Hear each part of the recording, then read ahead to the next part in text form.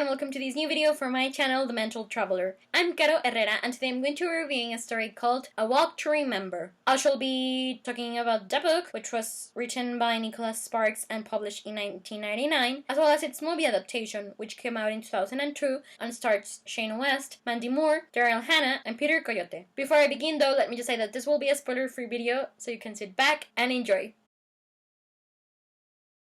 Okay, so I became aware of A Walk to Remember through the movie. I don't remember when was the first time that I saw it, but I do recall that I've always loved it, ever since I was a kid, and when I was 18, I finally read the book, and I remember that day vividly because it was Saturday and my mom was getting this operation, so while we waited for her to come out, I read and finished the book in like 2 hours because it's really short, and then I recently reread it for this review. I didn't really like it that much the first time, but I guess that was also because my mind was occupied with other stuff, but in the second reread, I appreciated way more. As to the movie, I've lost count of all the times that I rewatched it, and even though I grow older and it deals with high school romances and stuff, it doesn't lose its charm for me. I must say that this is actually one of those cases when I prefer the movie to the book.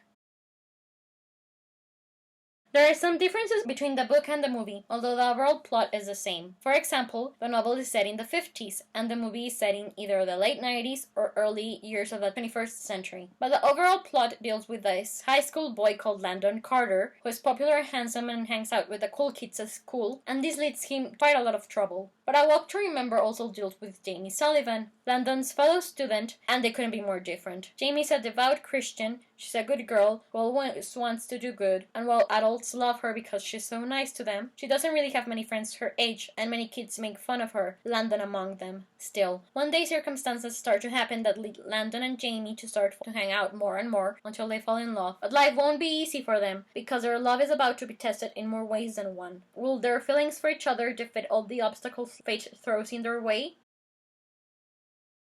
Okay, so as I said, I prefer the movie to the book, but I still think that the novel is this really sweet and lovely story. But the movie is just such a classic, like a great comfort chick flick and love story. I think that the main characters did a great job with making you believe that they fall in love. That special love when you fall in love for the first time. And whenever I watch the movie, I smile and I cry. Still, I recommend you both to read the book and see them film. Because as I said, the book is really short, so it won't really take you that long to finish it. And it's really soothing, and I love history, so it was nice to step back into the 50s. Also, one thing that I'd like to mention in my review is that the story is based on real events, because I think that the author based it on his sister and her love story. So I think that it's pretty great how Nicholas Sparks always has those family members or friends that inspire him to write epic romances. And finally, well, I've never been that really big fan of him. Like, if there's a movie based on a book of his, I'll watch it, but I don't really necessarily read it. I've read and seen The Notebook. It's my favorite story by him, followed by A Walk to Remember. Also, as a Christian, I think that this story, because it deals so much with God and the Bible and faith, it's really beautiful in that sense as well.